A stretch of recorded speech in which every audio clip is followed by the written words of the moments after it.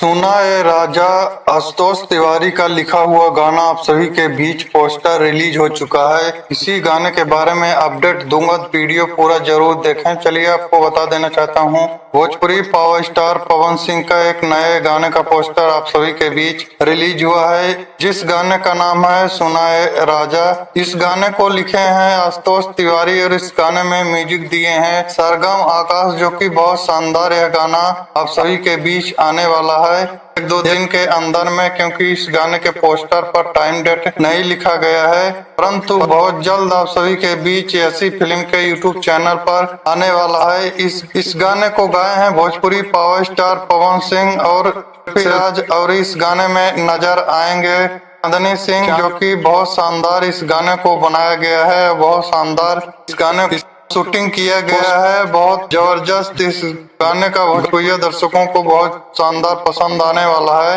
लोग ऐसी फिल्म के यूट्यूब चैनल पर जाकर जरूर सुने, क्योंकि यह गाना बहुत शानदार फिल्म के यूट्यूब चैनल पर रिलीज होने वाला है। धन्यवाद।